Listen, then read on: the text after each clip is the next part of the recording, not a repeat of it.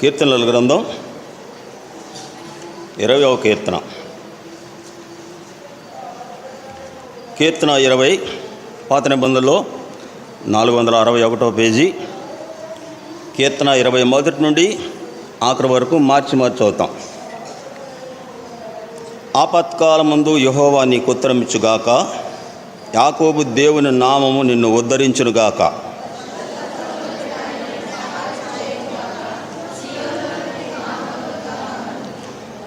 ఆయన నీ నైవేద్యములన్నిటినీ జ్ఞాపకం చేసుకొనుగాక, నీ దహనబలులను అంగీకరించునుగాక.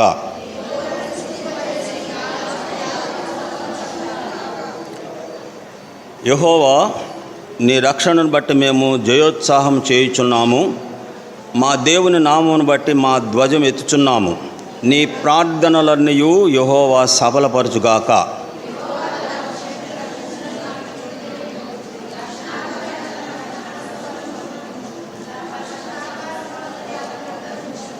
కొందరు గుర్రములను రథములను బట్టి, కొందరు గుర్రములను బట్టి అతిశయపడుదురు కానీ, మనమైతే మన దేవుడైన యెహోవా నామమును బట్టి అతిశయపడదుము.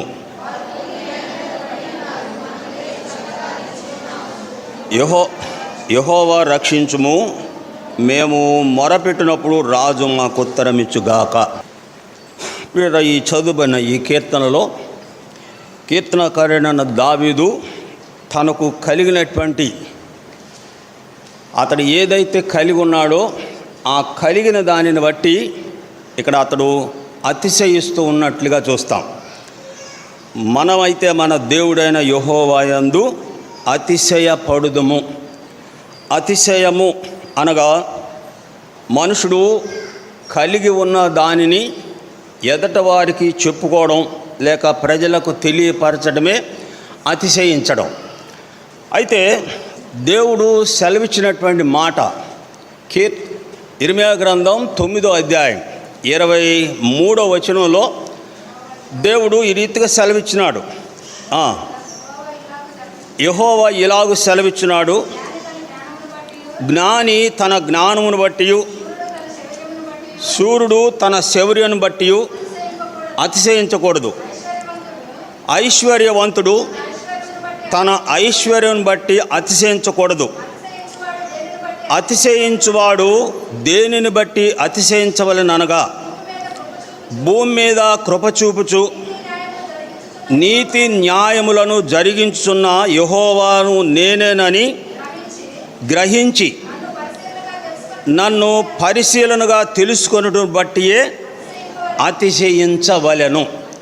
ఇక్కడ దేవుడు ముగ్గురు మనుషులను ఇక్కడ ప్రత్యేకంగా చూపుతున్నట్లుగా చూస్తాం.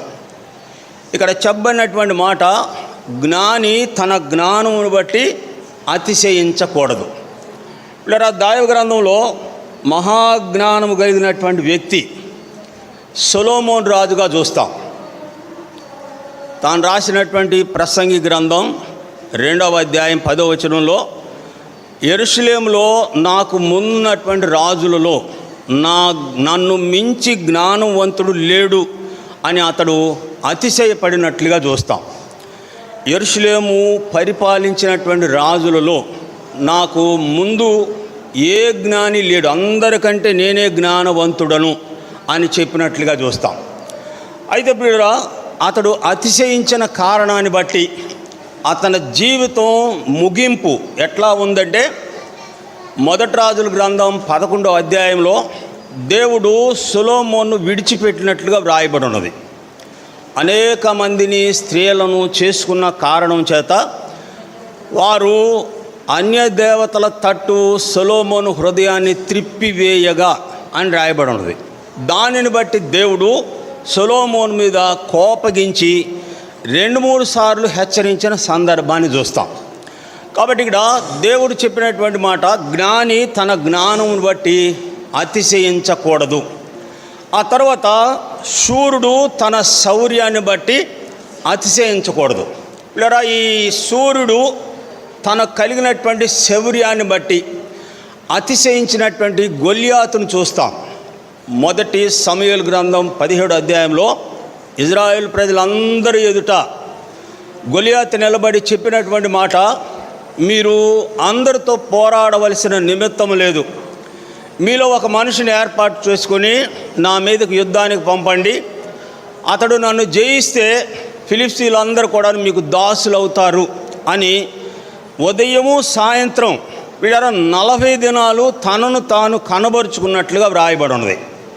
యుద్ధం చేయడానికి బయలుదేరి వచ్చినటువంటి సౌలు రాజు కానివ్వండి, ఇజ్రాయెల్ ప్రజలు కానివ్వండి, యుద్ధం చేయడానికి పరిగెత్తుకుంటూ వచ్చినటువంటి సమయంలో గొలియాతు వచ్చేవారు ముందు నిలబడి నన్ను జయించండి మీలో ఒక్కడు అనేటప్పటికీ పిల్లరా తిరిగి మరలా వెనుకకు పారిపోయినటువంటి అనుభవాలను చూస్తాం.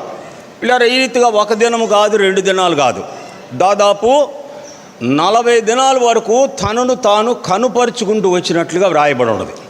ఆఖరకు తన మరణము తల తెగవేయబడి చంపబడినట్లుగా వ్రాయబడి ఉన్నది. పిల్లరా తర్వాత ఐశ్వర్యవంతుడు తన ఐశ్వర్యాన్ని బట్టి అతిశయించకూడదు. లూకాసు వార్త 12వ అధ్యాయంలో ఉన్నటువంటి ధనవంతుడు తనకు కలిగినటువంటి దానిని బట్టి అతిశయించినటువంటి అనుభవం, నా ప్రాణమా తినుము, అనేక సంవత్సరాలకు సరిపడ సంపదను నీకు సమకూర్చున్నాను, తినుము త్రాగుము సుఖించుము. ఆ తర్వాత 20వ వచనం అన్నాడు, వెర్రివాడా అని దేవుడు పిలిచాడు. అతన్ని పిలిచిన పిలిపి ఏంటంటే, వెర్రివాడా ఈ రాత్రే దేవుడు, వెర్రివాడా ఈ రాత్రే దేవుడు నీ ప్రాణమును అడుగుచున్నాడు, నువ్వు సంపాదించిందంతా ఎవని వాగును అని ప్రశ్న వేసినట్లుగా చూస్తాం.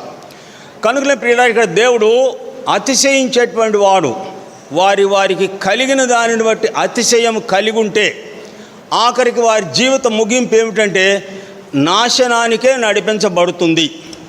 సామెతల గ్రంథం 16:18లో నాశనమునకు ముందు గర్వమును, పడిపోవుటకు ముందు అహంకారమైన మనసు నడుచును అని రాయబడి ఉంది. కాబట్టి మనుషులలో ఎవరైనా సరే అతిశయించినటువంటి సందర్భం ఎవరిని బట్టి అతిశయించాలి అంటే, భూమి మీద కృప చూపుచు నీతి న్యాయములను జరిగించున్న దేవుడే యెహోవా అంటే ఉన్న దేవుడు అని ఆయనను బట్టి అతిశయించాలి. ఇప్పుడు అతిశయమే ఇక్కడ దావీదు అంటున్నాడు, మనమైతే మన దేవుడైన యెహోవాను బట్టి అతిశయపడుదుము. దేవునిని బట్టి అతిశయపడడానికి కారణం ఏమిటి అంటే, వారైతే నేలను పడి ఉన్నారు, మనమైతే చక్కగా నిలుచొని ఉన్నాము. అంటే ఇక్కడ నేలన పడినటువంటి వారు ఎవరు? ఈ నేలను పడిన వారు అంటే ఎఫెసీ పత్రిక 2వ అధ్యాయం 1వ వచనంలో, మీరు మీ పాపముల చేతను అపరాధముల చేతను చచ్చిన వారై ఉండగా వారైతే నేలన పడి ఉన్నారు, మనమైతే చక్కగా నిలుచున్నాము. ఇప్పుడు పడిపోయినటువంటి వారిని ఎవరు లేవనెత్తినటువంటి వాడు? మొదటిగా చూస్తాం చూడండి, 145వ కీర్తన 14వ వచనం. కీర్తన 145, పడిపోవు వారందరినీ ఉద్ధరించువాడు, కృంగిపోయిన వారందరినీ లేవనెత్తువాడు. ఇప్పుడు ఇక్కడ దావీదు దేవునిని బట్టి ఎందుకు అతిశయపడుతున్నాడు అంటే, ఇక్కడ దేవుడు పడిపోయినటువంటి వారిని లేవనెత్తేవాడు, కృంగిపోయినటువంటి వారిని లేవనెత్తేటువంటి వాడు. అంటే పాపముల చేత అపరాధముల చేత చచ్చిపడి ఉన్నటువంటి వారిని ఆయన లేవనెత్తుతూ ఉన్నట్లుగా చూస్తాం.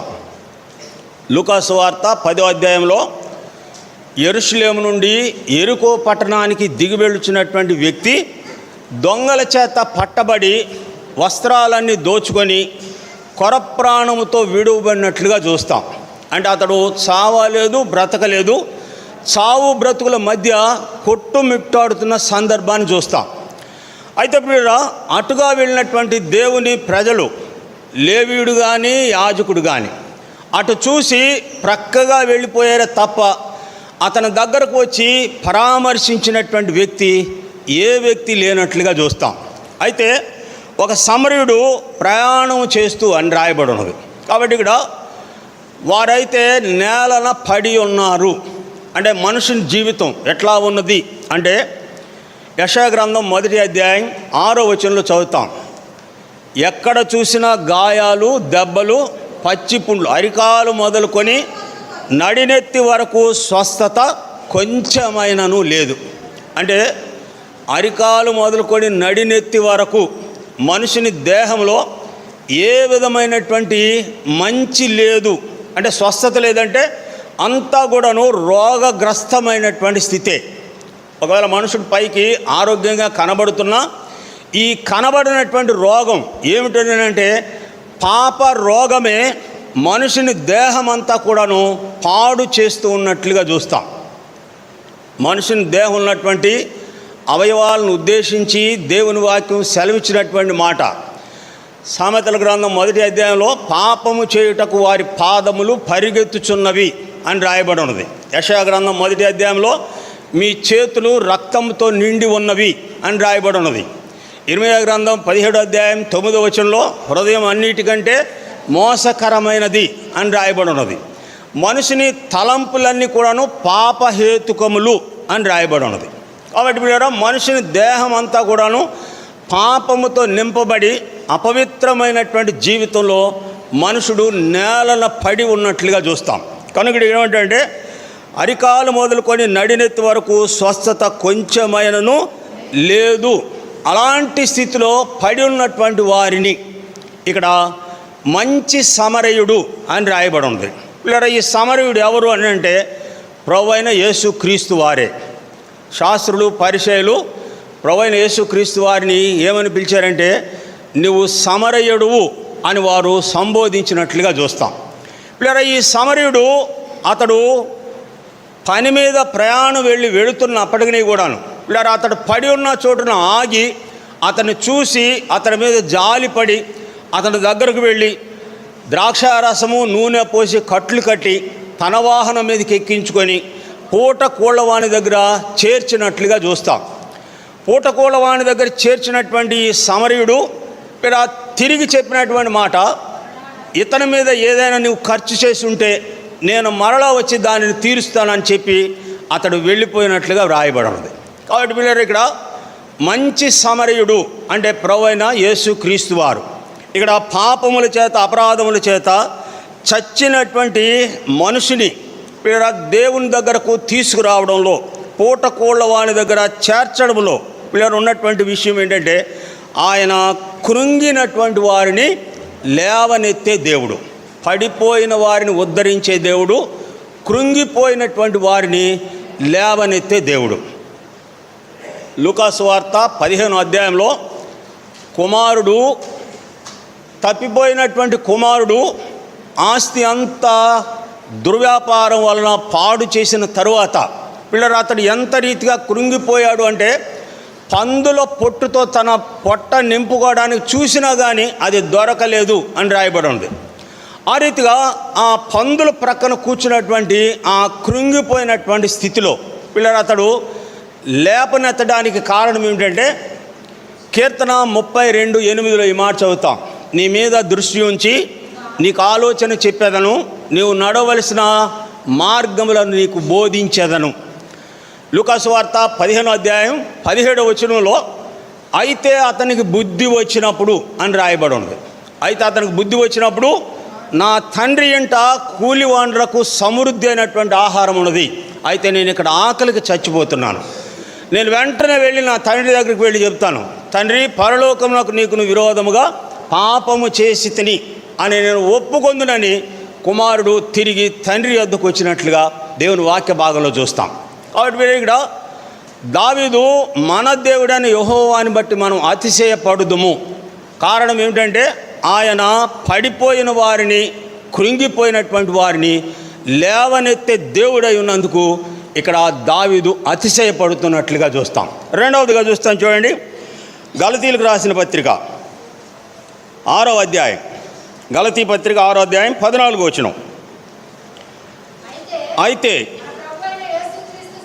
మన ప్రభువైన యేసుక్రీస్తు సిలువయందు తప్ప మరి దేని యందును అతిశయించుట నాకు దూరమగునుగాక.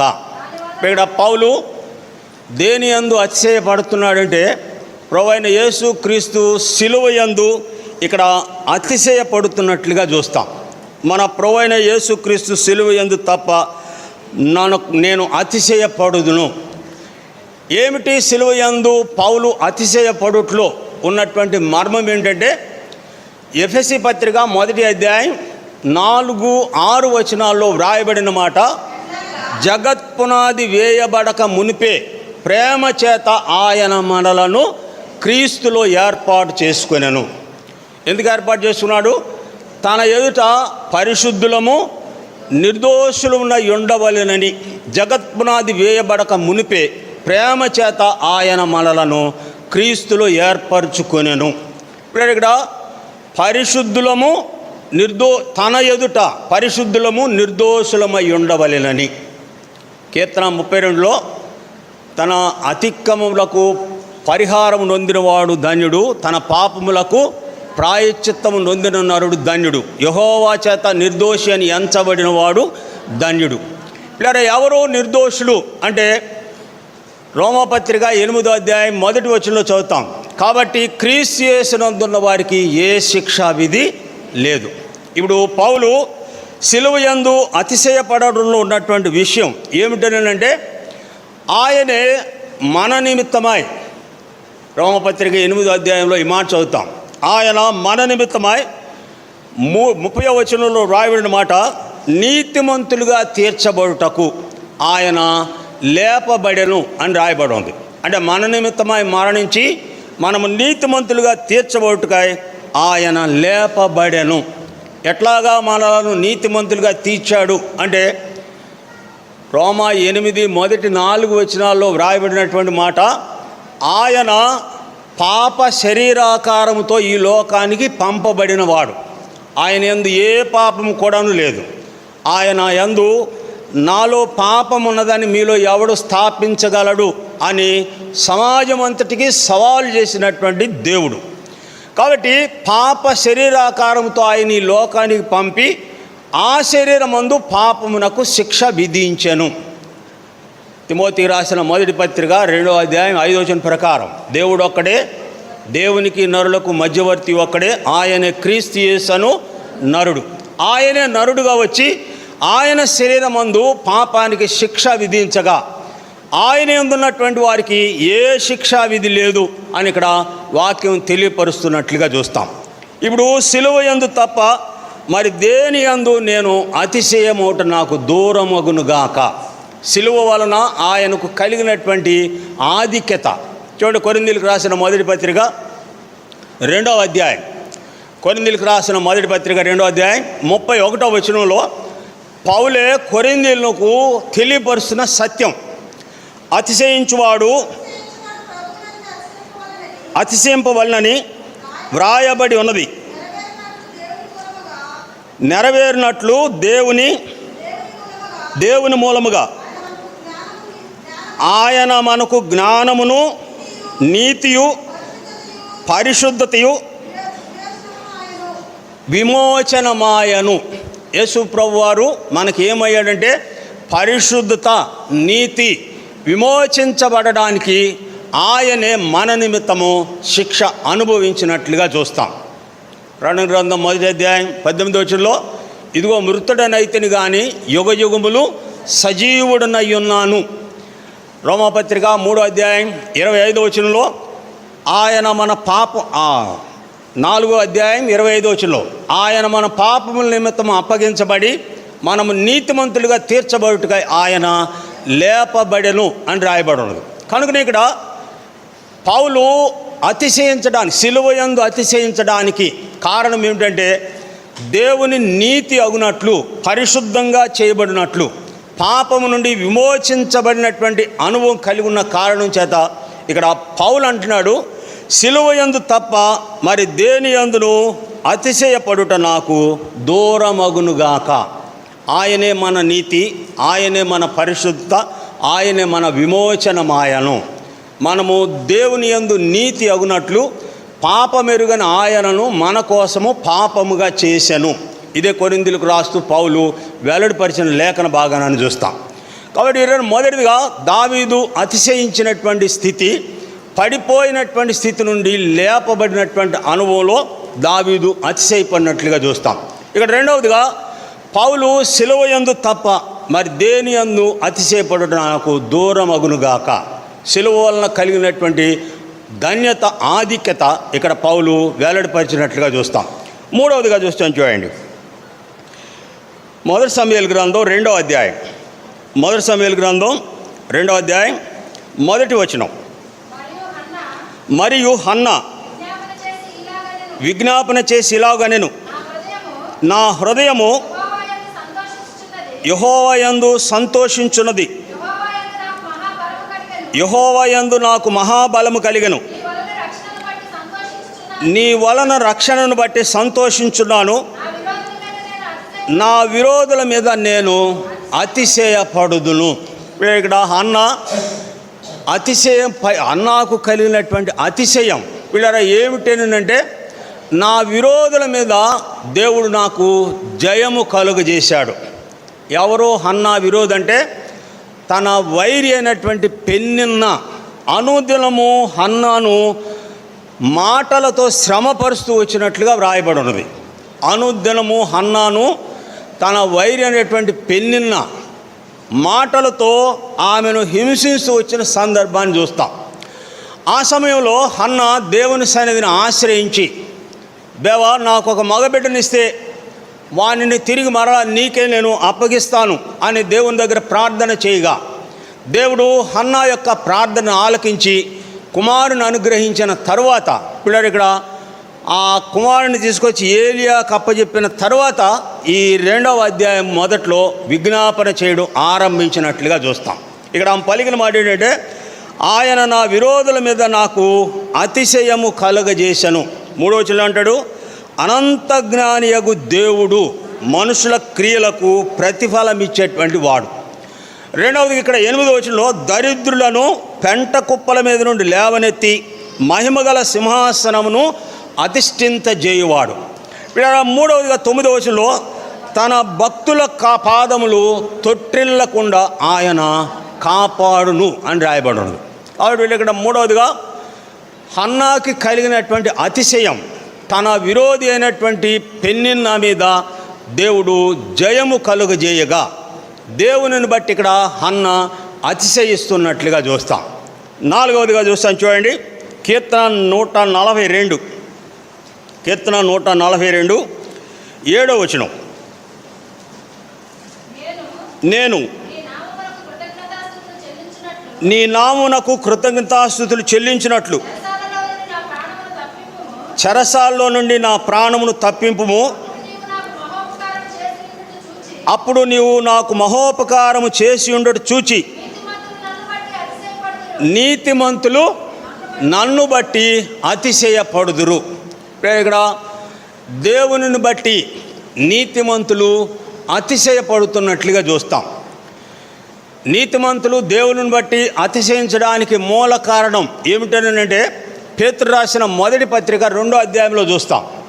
పేతురు రాసిన మొదటి పత్రిక 2వ అధ్యాయంలో ఇక్కడ పేతురు వెల్లడిపరిచినటువంటి మాట 12వ వచనంలో, ఆయన కనులు నీతిమంతుల మీదను ఆయన చెవులు వారి ప్రార్థనల వైపు ఒగ్గి ఉన్నవి అని రాయబడి ఉన్నది. నీతిమంతుడు అతిశయించడానికి కారణం ఏంటంటే, నీతిమంతునికి కలుగు ఆపదలు అనేకమైనటువంటి ఆపదలలో వారు మొరపెట్టగా వారి మొరకు ఆయన చెవి యొగ్గి ఉన్నట్లుగా వ్రాయబడి ఉన్నది. తర్వాత వారి మార్గముల మీద ఆయన కన్నులు ఉంచబడినట్లుగా వ్రాయబడి ఉన్నది. కనుక ఇక్కడ నీతిమంతులు దానిని బట్టి అతిశయపడుదురు. అంటే అతిశయం అంటే వారికి కలిగినటువంటి దానిని బట్టి అతిశయం. నెబుకద్నెజరు ఎదుట నిలబడినటువంటి ముగ్గురుకు కలిగినటువంటి అతిశయం ఏమిటంటే, మా దేవుడు అగ్నిగుండం నుంచి రక్షించగల సమర్థుడు, ఆయన రక్షించినా రక్షించకపోయినా మేము మాత్రం నువ్వు నిలబెట్టిన ప్రతిమకు మేము మ్రొక్కమని తెలుసుకో. అంటే దేవుని బట్టి కలిగేటువంటి అతిశయం. నీతిమంతులు యెహోవాని బట్టి అతిశయపడుదురు, నీతిమంతులను ఆయన ప్రేమించుచున్నాడు అని రాయబడి ఉంది. కాబట్టి ఇక్కడ నీతిమంతులు దానిని బట్టి అతిశయపడుదురు.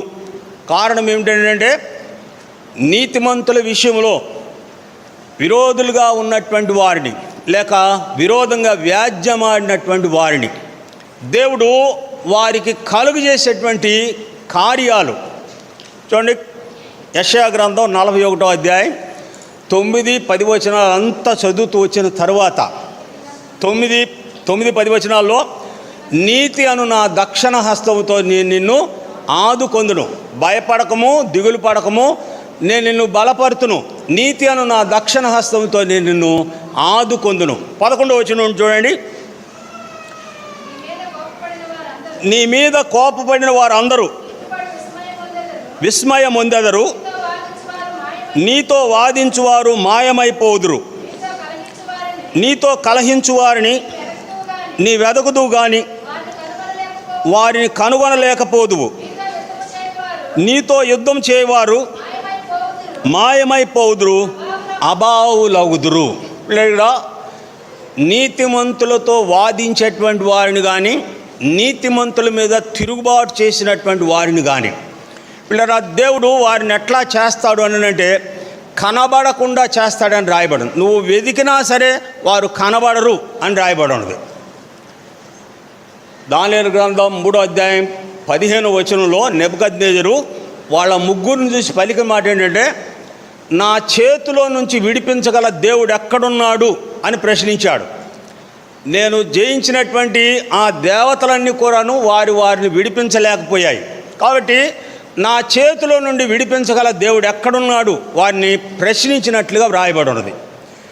ఈ మాట పలికినటువంటి నెబుకద్నెజరే 3వ అధ్యాయము 24వ వచనంలో వచ్చేటప్పటికి ఆశ్చర్యంగా లేచి అడిగాడు, మేము 3 మనుషులను బంధించి వేశాము కదా, 4వ మనుషుడు దేవతల రూపం తిరిగినటువంటి వాడు అని బయటకు వచ్చి, దేవుని సేవకుల మహోన్నతుడైన దేవుని సేవకుల నా యొద్దకు రండి అని ఆహ్వానించినట్లుగా వ్రాయబడి ఉన్నది.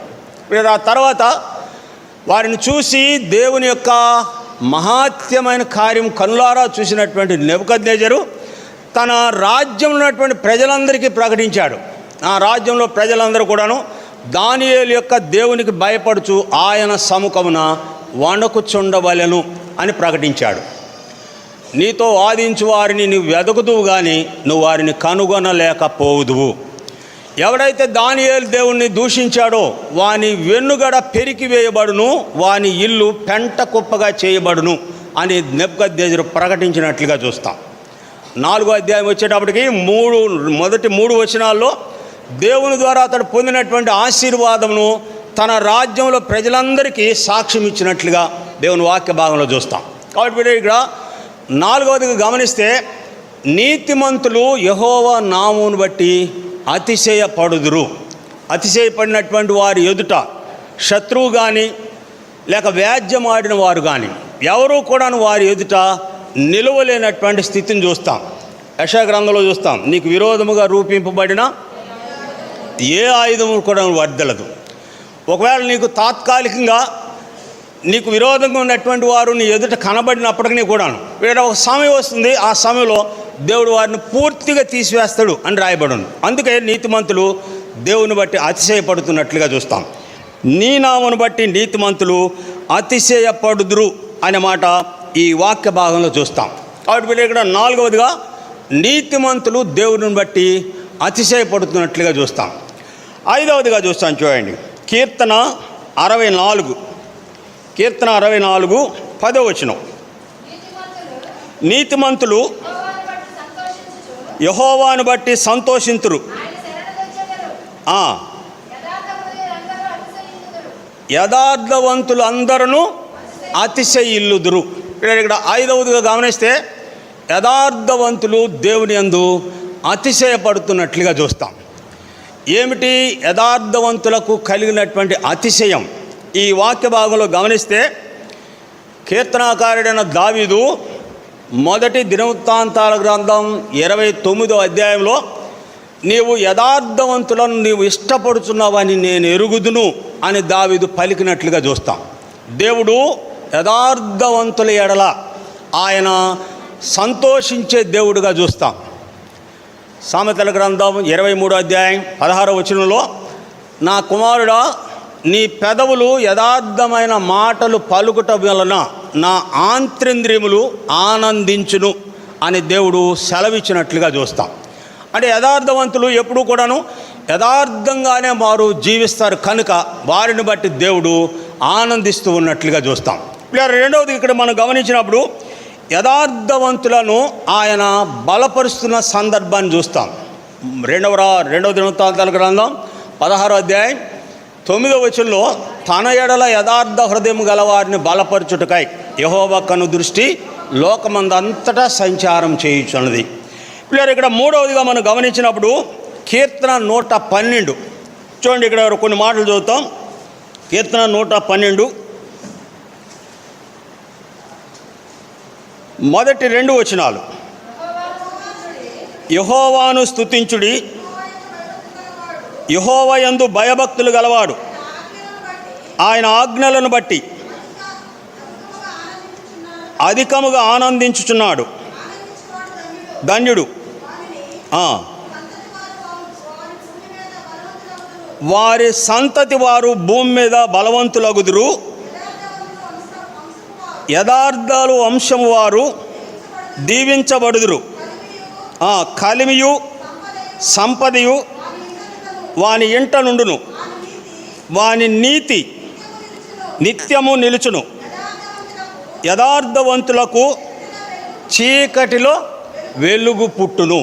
ఇక్కడ యథార్థవంతులకు చీకటిగా ఉండదు, యథార్థవంతులకు చీకటిలో కూడాను వెలుగు పుట్టును అనే మాట ఈ వాక్య భాగంలో చూస్తాం. కాబట్టి వీళ్ళు ఇక్కడ యథార్థవంతులు కూడాను అతిశయించడానికి కారణం ఏమిటంటే ఆయన యథార్థవంతులనే ఇష్టపడుతున్నాడు.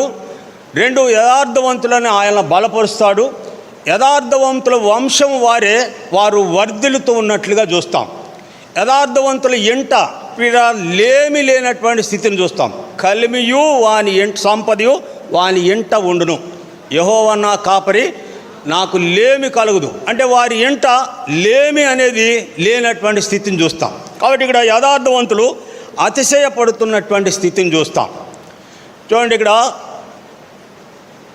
యెషయా గ్రంథం 38వ అధ్యాయంలో హిజ్కియాకు డెత్ వారెంట్ పంపబడినట్లుగా వ్రాయబడి ఉంది. ఇంకా 3 దినాల్లో నువ్వు మరణం కాబోతున్నావు, నీ ఇంటిని చక్కబెట్టుకో అని దేవుడు యెషయాను పంపించినట్లుగా చూస్తాం. ఆ మాట వచ్చి చెప్పగానే హిజ్కియా గోడ తట్టు తన ముఖం తిప్పుకొని దేవునికి ప్రార్థన చేశాడు. ఏమన్నాడంటే, దేవా, యథార్థ హృదయంతో నీ సన్నిధి నేను ఎట్లు నడుచుకుంటున్నావు, దయతో నన్ను జ్ఞాపకం చేసుకునుము అని దేవునికి కన్నీళ్లు విడుస్తూ ఆయన చెప్పిన మాట, యథార్థ హృదయంతో నీ సన్నిధి నేను ఎట్లు ప్రవర్తించుతునో జ్ఞాపకం చేసుకును అనేటప్పటికీ వీళ్ళ దేవుడు జ్ఞాపకం చేసుకొనగా హిజ్కియాకు 15 సంవత్సరాలు తిరిగి మరలా ఆయుష్కాలాన్ని పొడిగించినట్లుగా దేవుని వాక్య భాగంలో చూస్తాం. కాబట్టి యథార్థవంతులకు కలిగే అతిశయం ఏమిటంటే దేవుడు యథార్థవంతుల పక్షంగానే ఆయన నిలిచే దేవుడిగా చూస్తాం. కాబట్టి ఇక్కడ వ్రాయబడినటువంటి మాట యథార్థవంతులు ఆయన సన్నిధిలో, ఆ మాట చదువుతాం చూడండి. కీర్తన 11 7వ వచనం. కీర్తన 11 7వ వచనం. యెహోవా నీతిమంతుడు, ఆయన నీతిని ప్రేమించువాడు. యథార్థవంతులు ఆయన ముఖ దర్శనము చేసెదరు. వీళ్ళ యథార్థవంతులు కలిగిన ఆధిక్యత ఏమిటంటే యథార్థవంతులు ఆయన ముఖ దర్శనం చేసెదరు. కనుకనే యథార్థవంతులు అతిశయపడుతున్నట్లుగా చూస్తాం. కాబట్టి వీళ్ళ దేవుని వలన మనుషునికి కలిగినటువంటి అతిశయం. ఇక్కడ దావీదు, కొందరైతే గుర్రములను బట్టి రథములను బట్టి అతిశయపడుదురు, కానీ మనమైతే మన దేవుడైన యెహోవాను బట్టి అతిశయపడదు. ఏమిటి ఆయన వలన కలిగిన అతిశయం అంటే పడిపోయినటువంటి వారిని, కృంగిపోయినటువంటి వారిని లేవనెత్తే దేవుడు. 2 సిలువ యందు తప్ప మరి దేని యందు అతిశయపడు నాకు దూరమగును గాక. సిలువ వలన దేవుని ఎదుట నీతిమంతులుగాను పరిశుద్ధులుగాను దేవుని ఎదుట నిలిచేటువంటి ఆధిక్యత సిలువ వలన కలిగినట్లుగా చూస్తాం. వీళ్ళ మూడవదిగా హన్న దేవుని యందు అతిశయపడినట్లుగా చూస్తాం. నా విరోధుల మీద ఆయన నాకు జయము కలుగజేసెను. పిల్లలు 4వదిగా గమనించినప్పుడు నీతిమంతులు దేవుని బట్టి అతిశయపడుతున్నట్లుగా చూస్తాం. ఆయన దృష్టి నీతిమంతుల మార్గముల మీద ఉంచబడి ఉన్నది, ఆయన చెవులు వారి ప్రార్థనల వైపు ఒగ్గి ఉన్నవి.